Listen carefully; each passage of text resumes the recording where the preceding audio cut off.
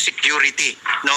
He learned a lot from the past, and alam mo, itong mga natutunan niya sa mga nagdaang panahon, ako, ang expectation ko, I share personally the expectations, no, of all the 31 million Filipinos who voted for him, that he's going to be very passionate about his plans for the future this afternoon. Kaya po ako ay na-excite.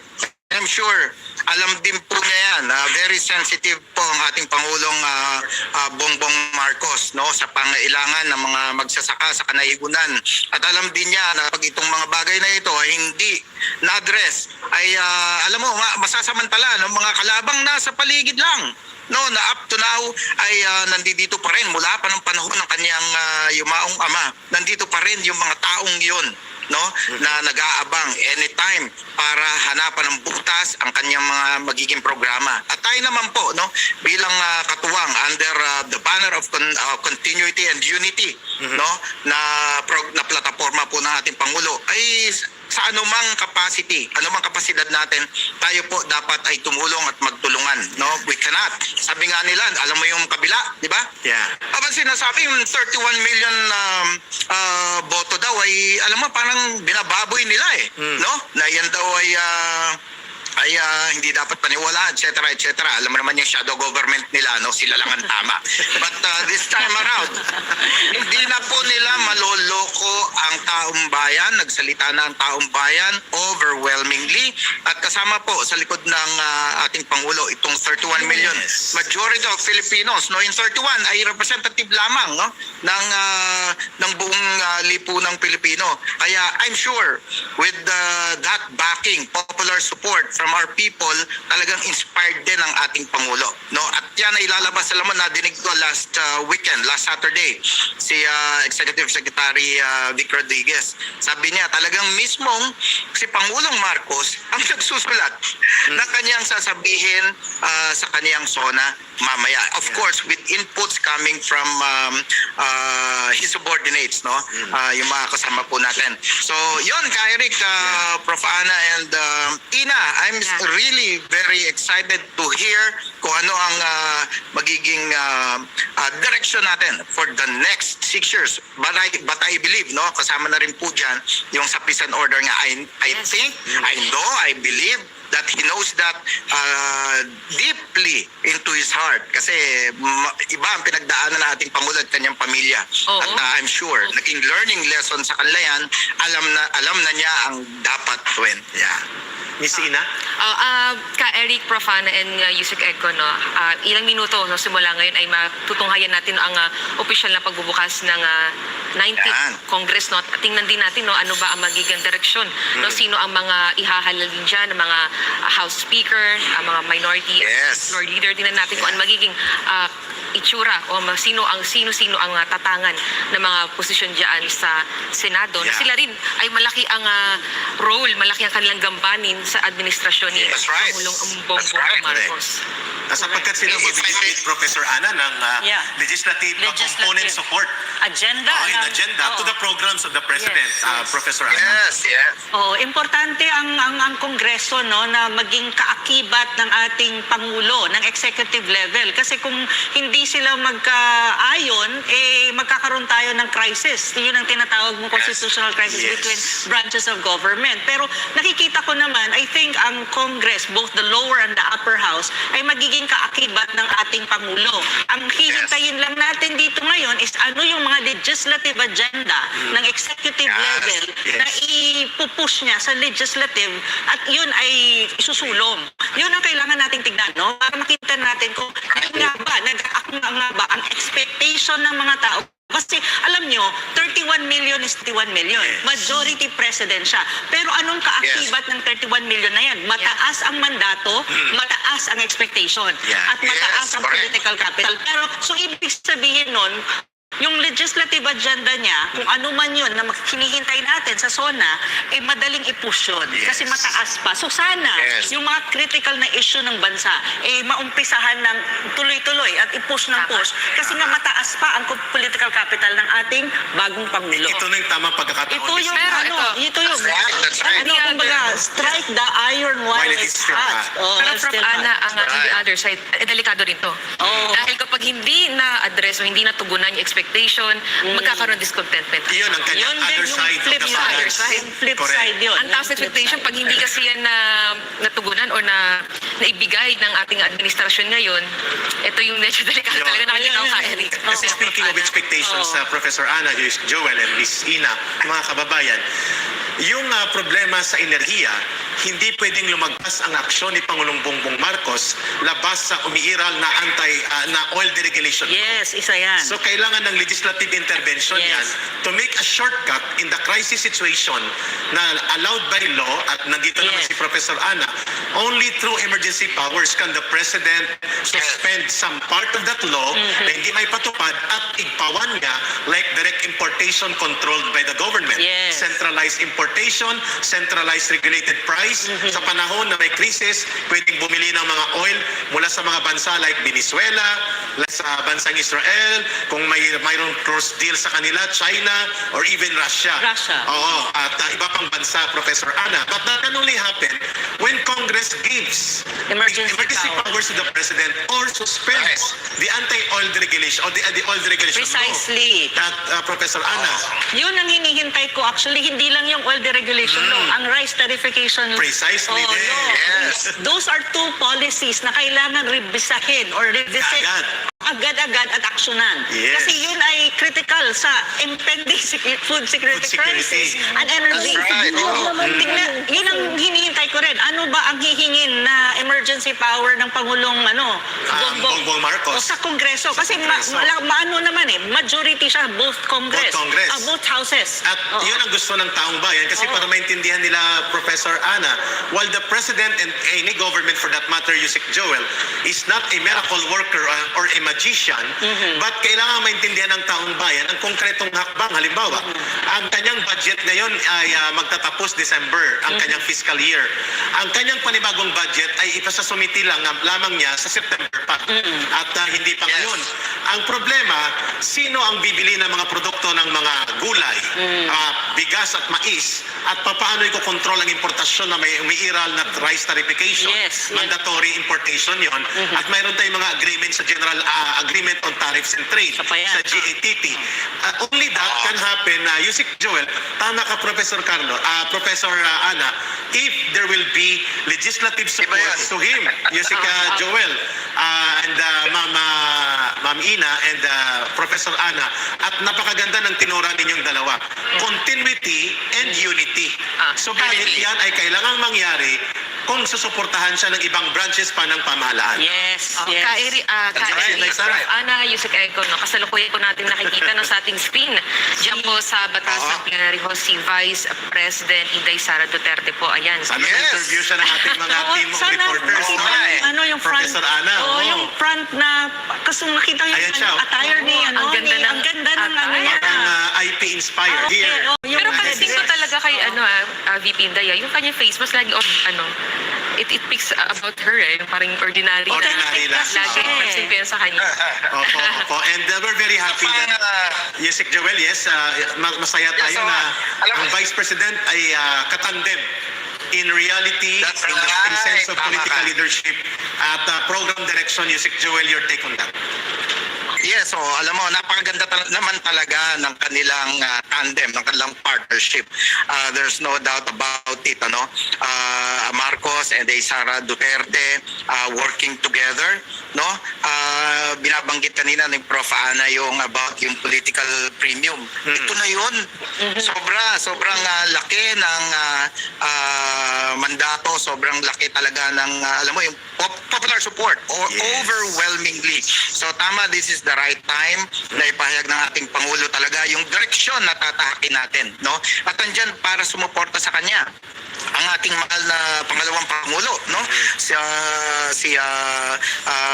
Mayor Senator Inday. At ako'y... Lower house siya tayo, Joel, no? Lower. Alam mo na, naalala ko ng araw, I covered so many Sonas when I was still in the private media practice, no? As early as the 90s. Pagka ganito, exciting yan kasi inaabangan kung sino, alam mo, the policy, yung mga batas na gagawin ay kasunod lamang no, kung sino yung mga upo. Diba? Ano yung mga champion ng ating mga congressional leaders sa kanilang panunungkulan, no? Both in the Senate and House of Representatives. Noong araw talagang inaabangan namin yan. The night before pa lang, alam na namin halos kung sino ang Senate President. And of course, dito sa lower house, malinaw naman kung sino ang magiging Tradition yata, Yusek House Joel, Professor Speaker. Ana. Yes. Yeah, by tradition, Miss Ina, Professor Ana, di ba ang pagsasagawa nito ay umaga before the holding of the Sona of the Oo, President? at ka-Eric, Yusek Eco and Prof. Ana, sandali mo natin puputin ang ating talakayan dahil ito nagsisimula na po Ayun. ito sa ating pagbubukas ng 19th Congress. Narito po at tunghayan natin. Yeah, sige. Both houses of Congress for almost 2 decades, mentored by the senators who came before us, like Senators Miriam Defensor Santiago, Edgardo Angara, Aquilino Pimentel, and Joker Arroyo. In the previous Congress, he was part of the leadership team of the Senate, consisting of Senate President Tito Soto, Senate President Pro Tempore Ralph Recto, and Minority Leader Frank Drilon. Indeed, there is an appointed time for everything. 2 nights ago, if I recall, Senator Zubiri shared with us that this is actually his favorite verse in the Bible, found in the book of Ecclesiastes, that God's timing is perfect. Indeed, God's timing is perfect. It's not too late, it's not too soon. The trabahador ng Senado is now ripe for the Senate presidency. Ika nga po sa amin sa Bulacan, ang bungang hinog sa sanga, matamis ang lasa. Senator Miggs and several other senators present here today, Senator Cheese, Senator Alan, Senator Sani, Senator Amy, Senator Risa, Senator Win, and I became colleagues in the lower house during the 12th and 13th Congresses. We have seen with our own 2 eyes how Senator Subiri transformed from an athletic heartthrob to a statesman. What strikes me the most is the unique quality of his leadership. He is a dedicated government servant, advocate, and policy maker. The apple doesn't fall far from the tree, as we have seen the same leadership brand from his parents, Governor Joe Zubiri of Bukidnon and Victoria Fernandez Zubiri of Albay. The way Senator Zubiri handles the stresses and high-level demands of the positions he holds never fails to surprise me until now. Tensions, confusion, and disagreements do not easily rattle him. He can manage to keep his cool and face adversities with a smile. Sabi nga po ng marami sa atin, dito sa Senado, kung may boses na nakakapagpakalma at ngiting nakakatunaw, kay Senator Miggs yan. We always wait for him to say, we have just passed another happy bill, because it reminds us that we can achieve more if we come together, trust, and cooperate. His legislative accomplishments are laudable. He is the principal author and sponsor of hundreds of laws of national application, both in the Senate and during his stint as 3-term congressman of Bukidnon. To take stock of his legislative track record, I say that Senator Zubiri's leadership traits best fit for Senate presidency: compassionate, collaborative, and creative. His compassion stems from being an environmentalist. As a fervent advocate of clean energy, he worked for the passage of Renewable Energy Act of 2008, RA 9153, and the Biofuels Act of 2006, RA 9367, earning him the moniker Mr. Clean Energy. He is also the founder of the Philippine Deer Foundation, a deer conservation project. His master's degree in Environment and Natural Resources Management from the University of the Philippines Open University firmly deepened his causes for these issues and evidence his commitment to lifelong learning. His collaborative skills come from the value he appropriates for cooperatives.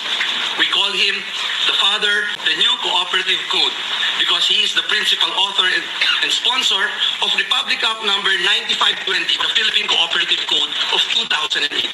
His investment in the growth of the cooperative cooperative sector carried over to the 17th and 18th Congresses, where he chaired the Committee on Cooperatives. His creativity flows from being an entrepreneur and an athlete. He is the chairman, the president of the Philippine Eskrima Kali Artis Federation, the National Sports Association. CAF was responsible for training and supporting the Philippine National Army Scheme. PECAF earned a record 14 gold medals in the 30th Southeast Asian Games. While our previous Senate President is a multi-awarded bowler, our next Senate President is a gold medalist at the 1989 World Arnis Championships. Kaya huwag po kayong mag-alala dahil kahit ang mga issue na hindi madadaan sa debate, may mga issue ganon, hindi po ito idadaan ni Senator Mig sa martial arts at Arnis. This institution must serve the Philippine people. And with Senator Zubiri at its helm, steering and charting its course, it can do much more. Ang institusyong ito ay saksi mula pa noong 1916 na nasa taong bayan ang totoong kapangyarihan.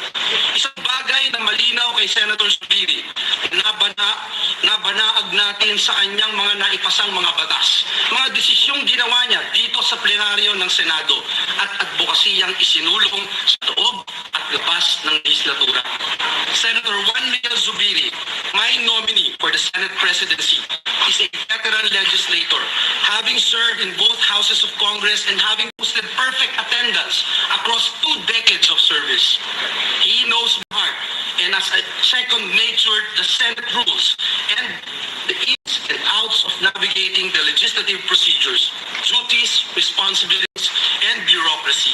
Consequently, and as evidence to what I mentioned previously, are his legislative accomplishments, the various committee and posts he held in both houses of Congress, and how he handled, managed, and executed his duties and responsibilities, of which we are all witnesses. In Psalms chapter 78, verse 72, so he shepherded them according to the integrity of his heart and guided them with his skillful hands. Higit sa lahat, Ginoong Pangulo, siya ay isang mabuti at mapagmahal na asawa sa kanyang kabiyak na si Audrey at uliran at mapag-arugang ama sa kanyang mga anak na sina Adriana, Juanmi, ang aking BFF si Sandy. Kaya ganun na lang po ang kanyang katapatan at pagmamahal sa ating bayan. Senator Juan Miguel Zubiri is the most qualified and eligible among us to preside over the Senate of the 19th Congress of the Philippines. For the above reasons and more, I nominate the gentleman from Bukidnon, Senator Juan Miguel Migs Zubiri, as our next Senate President. Thank you very much, and may God bless us all. Thank you. The Acting Majority Leader, Senator Joel Villanueva. Mr. President, Majority Leader. Yes, Mr. President, at this juncture, may I ask that Senator Lauren Legarda be recognized for the nomination. So moved. The distinguished lady from Antique, Senator Lauren Legarda, is recognized. Thank you, Mr. Presiding Officer. Distinguished colleagues, Senator Juan Miguel Mig Zubiri, who served this august chamber as Majority Floor Leader during the 18th Congress, has demonstrated his ability to lead and manage the legislative affairs of the Senate. He collaborated closely with former Senate President Vicente Tito Soto III, former Senate President Pro Tempore Ralph Recto, and former Minority Leader Franklin Drilon. Together, they guided the Philippine Senate to a fruitful 18th Congress despite the challenges of the more than 2.5 years pandemic. Dynamic, hardworking, congenial, forward-looking, there is never a day I do not see Senator Mig Zubiri not smiling. At siya ang tunay na trabahador ng Senado. It is my honor and privilege to nominate Senator Juan Miguel Zubiri of Mindanao as Senate President of the 19th Congress. Thank you, Mr. President. Thank you, Senator Legarda. Majority Leader. Thank you, Mr. President. Mr. President, I ask that Senator Jinggoy Ejercito Estrada be recognized for the nomination. The gentleman from San Juan, Senator Jinggoy Ejercito Estrada, is recognized. Thank you very much, Mr. Presiding Officer. Morning to our esteemed colleagues, distinguished ladies and gentlemen. As we open today the 19th Congress, our people expect as members of this upper chamber to keep the role of the Senate as the last bastion of democracy, a revered institution that consistently upholds the national interest, protects civil, political, and human rights, and promotes transparency and accountability in public service. The last national elections was probably the most divisive in recent years. More than 2 months has since passed. We now have to buckle down and perform our respective mandates as elected officials of this country. And as we navigate a challenging recovery from the pandemic, amid the resurgence of COVID-19 cases, the Senate needs to steer needed pieces of legislation to build back a better economy. And to get things done, there's no one in my mind that could lead the present composition of the Senate but Senator Juan Miguel Zubiri, or Senator Migs, as we fondly call him. However, if you were to ask me 2 decades ago what my impressions are about of Senator Migs, my answer would probably be not the most glowing. After all, we were then at the opposite ends of the political spectrum. I was part of the first family, while the neophyte Congressman Zubiri was with the opposition, who was among the most critical of my father's administration. Ngunit may kasabihan tayo, bilog ang mundo. At gaya ng mga bagay sa ating buhay, gayon din sa larangan ng politika, marami na po ang nagbago. Ang ilang bumabati ko sa atin ngayon, noon ay kaalyado at mabuting kaibigan na natin ngayon. To borrow the very witty but wise words of my father, weather lang yan. As I came to know him, up close and personal, in the 4 years that we were together in the Senate, I came to admire the man. When I was honored to be our Senate President Pro Tem during the 14th Congress, he was our hard-working Majority Floor Leader. As Majority Leader, Senator Migs demonstrated competence and expertise on parliamentary rules and procedures and was able to steer and guide floor deliberations and pending measures with utmost fairness and direction, effectively creating an atmosphere of cooperation and understanding from both the majority and minority members. Indeed, I saw firsthand how this gentleman works. Totoong trabador ng Senado. He was a true consensus builder, finding ways and means to shepherd the passage of important measures and effectively navigated the so-called 24 republics that is this institution. His recognition as a consensus leader in the upper chamber was the reason why he regained his majority leadership. First bestowed upon him during the 14th Congress, the 17th, and in the last 18th Congresses.